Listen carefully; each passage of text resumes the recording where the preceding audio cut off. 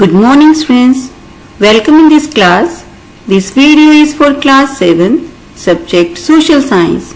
Today we are going to start History chapter 5, Rulers and Buildings. It is the first lecture of this chapter, and in today's lecture the topics which are to be discussed like these.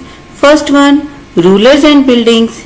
Second, engineering skills and construction. Third, Kandariya temple, and fourth, Rajrajeshwara temple.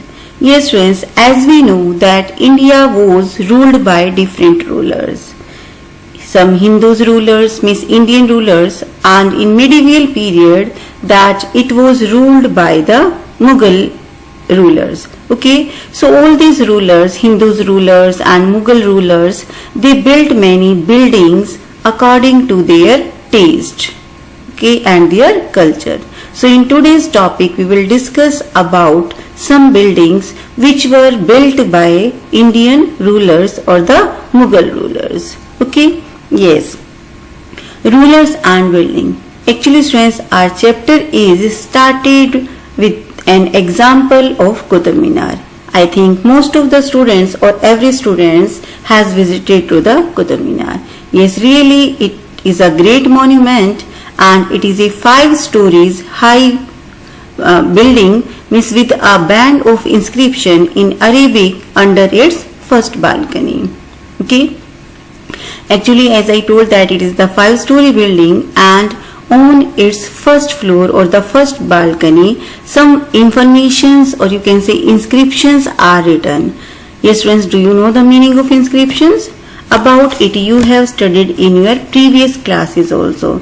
Actually, inscriptions are the written information related to the any ruler or his ruling time or period, and engraved or written on any hard surface.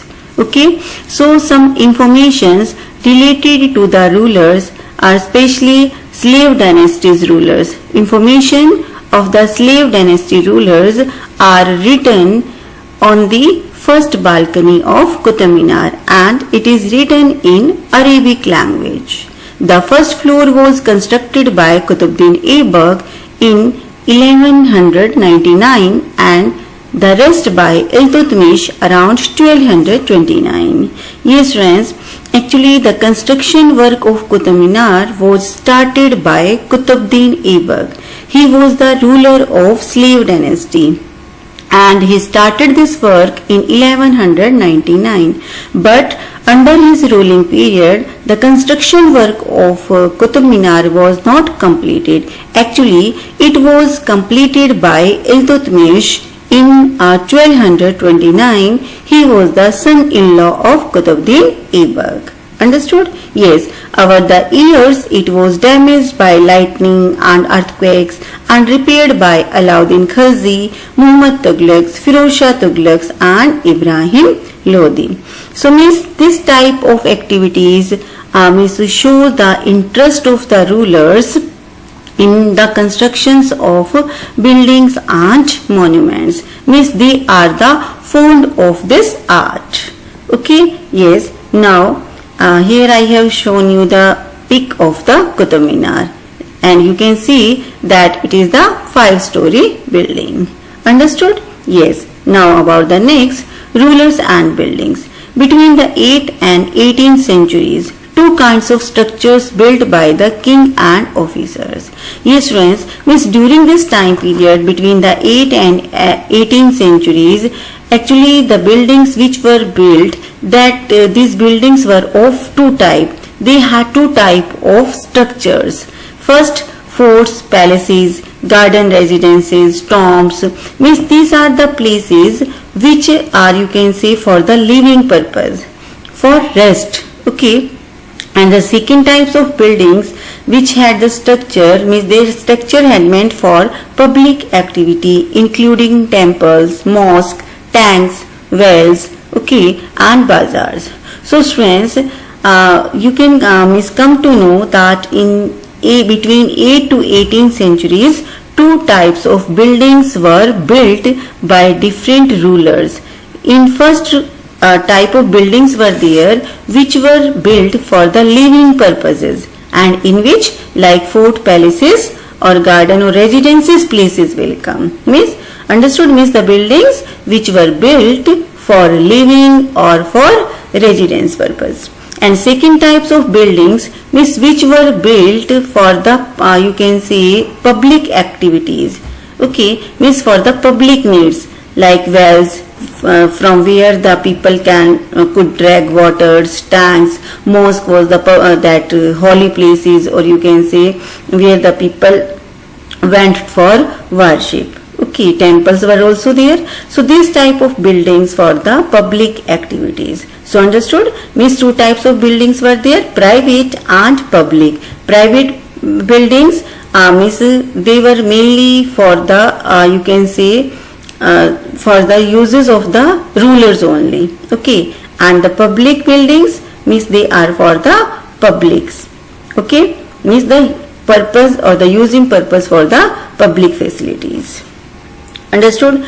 So means our first topic is related to the types of buildings which were built by the rulers, private buildings and public buildings.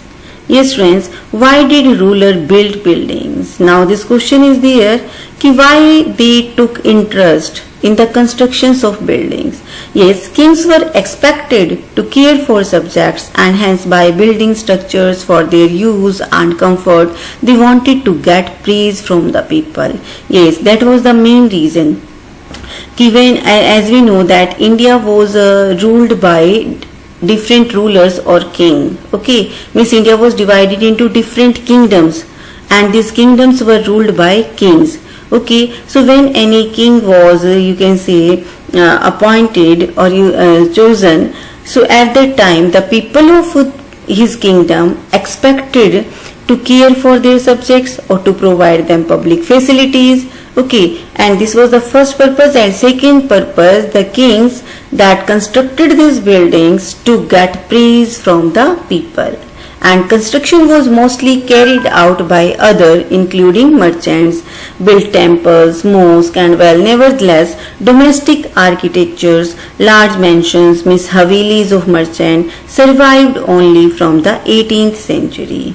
Yes, friends, first, these buildings were constructed or built by the rulers, and second,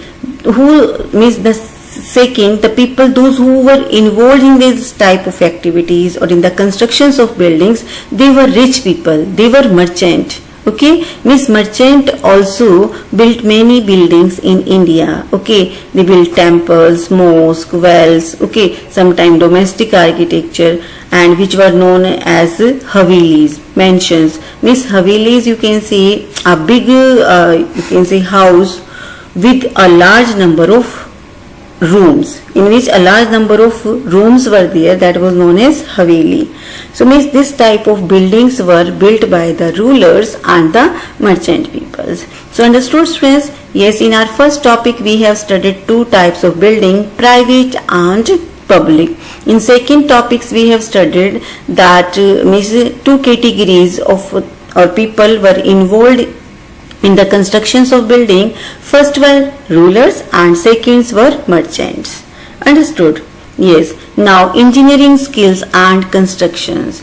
Now we will discuss about the engineering skills and you can say the skill, the techniques, technologies which were used in the constructions of these buildings. Yes, monuments give insight into the technologies used for constructions. Okay, means by looking these monuments that we can come to know about the skill, engineering skills of the people. Okay, means at that time when there were no machines and high technologies were not there, so at that time also the people were skilled in the construction work. Okay, and here one example is given related to the roof. How the roof was made in a house. Actually the roof is manufactured by placing wooden beams or a slab of stone across four walls. So beta, at the time of constructions in our house, we also see that the roof is lying on the four pillars or beams. Means in the starting at the ground floor means first columns or beams are that set up, and on these beams you can say that wooden slabs or the slabs of cemented or concrete material is lying down. So in this way the roof is manufactured. So however, to make a large room with elaborate superstructure requires more sophisticated skills. So students, superstructure means actually superstructure refers to the part of a building above the ground floor. Okay, so means to make a large room, it was difficult to line or manufacture a roof. Okay, so means for that the more skilled people were required. Those who had a great skill, or those who were skilled or perfect in this constructions work. Now between the 7th and 10th centuries, architects added more rooms, doors and windows to buildings. Roofs, doors and windows were made by placing a horizontal beam across two vertical columns, a style of architecture called terabit and the corbelled, which was used in constructing temples, mosques, tombs and in building attached to large stepped wells baulis between 8th and 13th centuries. Yes, friends, actually with the passage of time, or means around 7th to 10th centuries, now architecture started to add more rooms, and they also started to make doors and windows in the buildings. Roof, door, windows were made by placing a horizontal beam across two vertical columns, a style of architecture called terabit. Yes, friends, actually terabit was architectural styles, and on this technique, or by using these techniques, a house was or building was built. And what was this technique? Actually, as I told that in this technique, first the column or beams are set up on the ground floor, and after that you can say roof, or the means you can say the weight of the roof, windows and door was lying on this beam, okay, or on this column, and this architecture style is known as terabit style.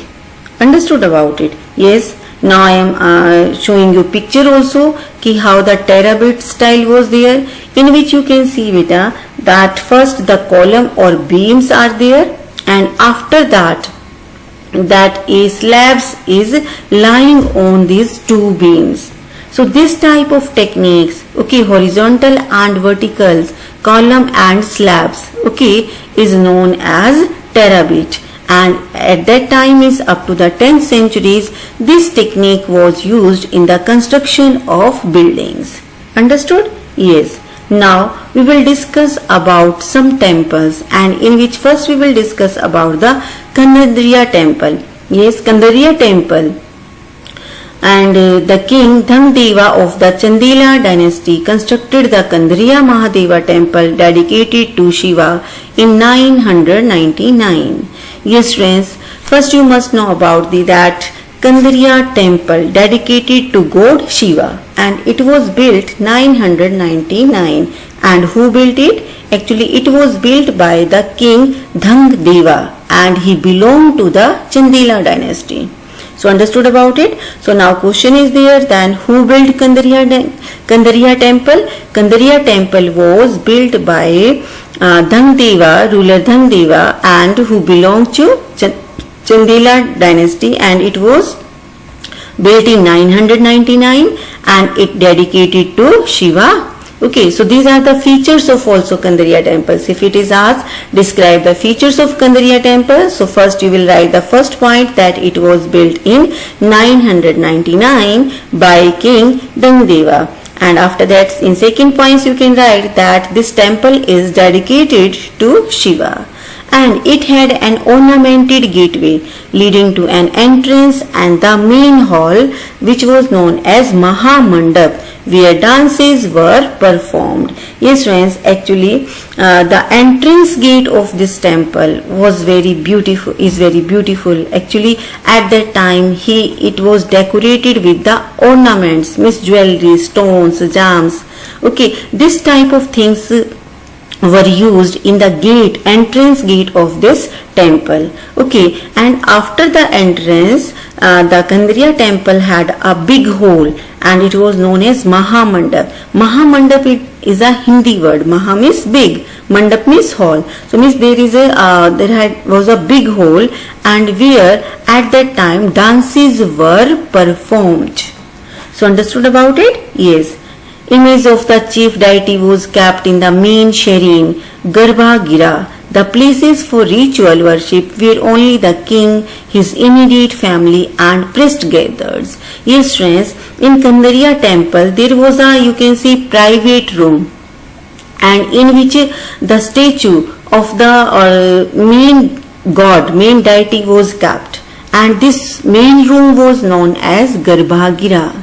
Okay, so what was Garbhagira? Garbhagira was a special room, or you can say the place where ritual worships, okay, was performed, and only the king and his family members were allowed to enter or to worship in this or on this place. Okay, means on this place only priest, means pujari, and the ruler and his family members were allowed to worship, means it was not open for common people, means common people couldn't, or means were not allowed to enter in this Garbha Gira. So you must know about the Garbha Gira, a place for ritual worship, okay, for the special people like king and his family member. The Khajuraho complex contained royal temples where commoners were not allowed entry. So yes beta, here one another example is given, that Khajuraho complex which contained many temples and royal temples. So these temples were also not opened for the common peoples, means common people were not allowed to enter in these temples, and these temples were decorated with elaborately carved sculpture. Understood about it? Yes.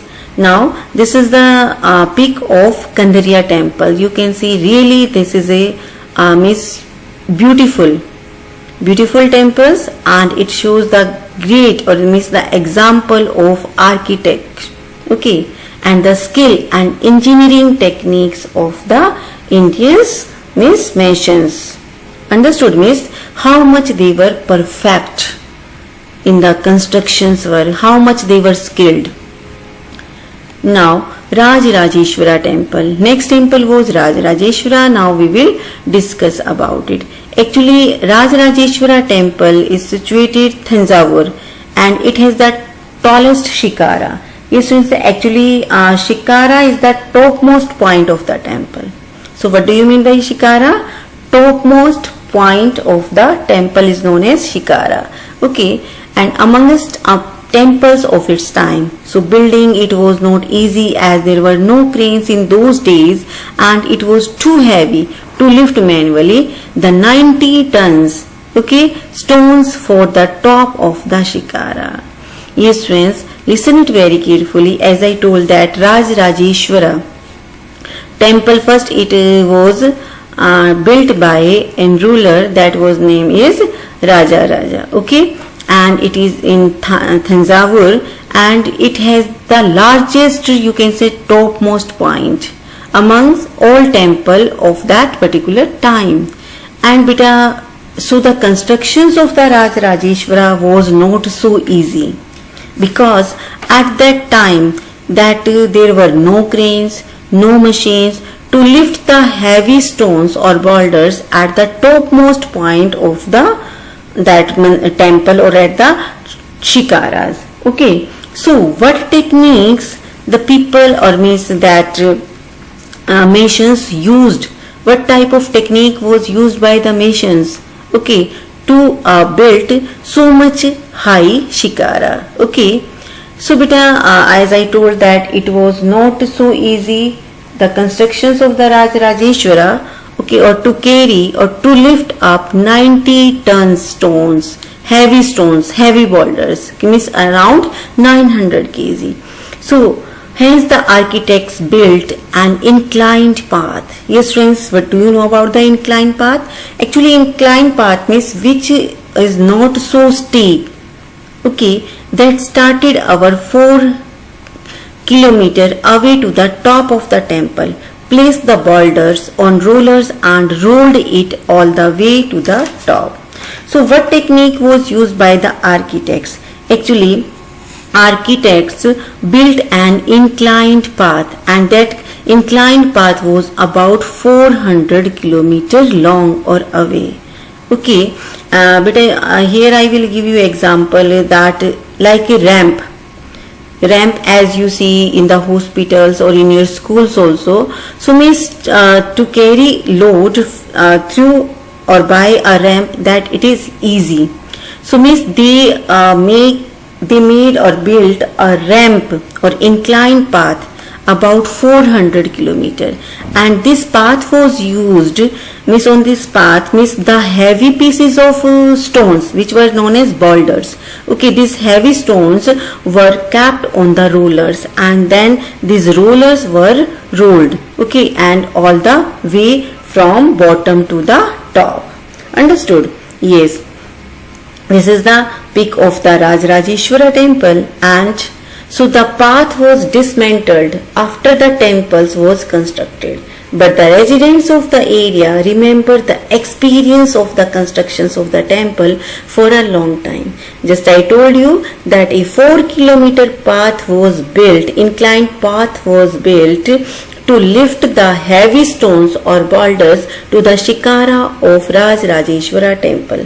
But after the constructions of the temple, this path was dismantled, okay, removed, and but the people of that time means they felt or experienced a great experience, you can see, of this path, inclined path. Okay, so they never remember, means they never forgotten, they always remember this experience of the constructions of the temple.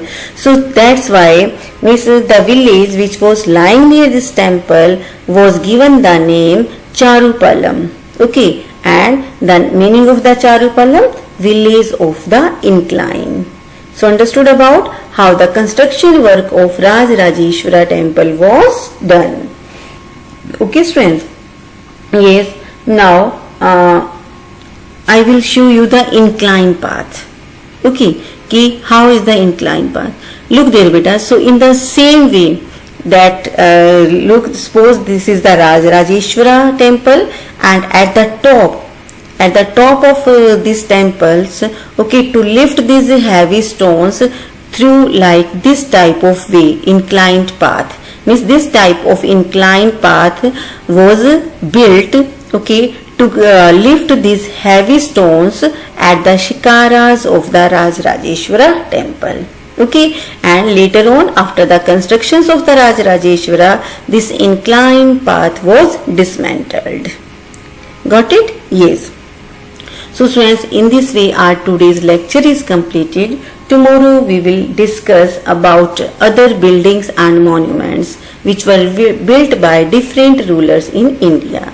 Now I will assign you some homework in which you have to solve some question answer. So you have to write the answers of these questions in your fair notebook, and after completions you have to submit it to your teachers on her email ID.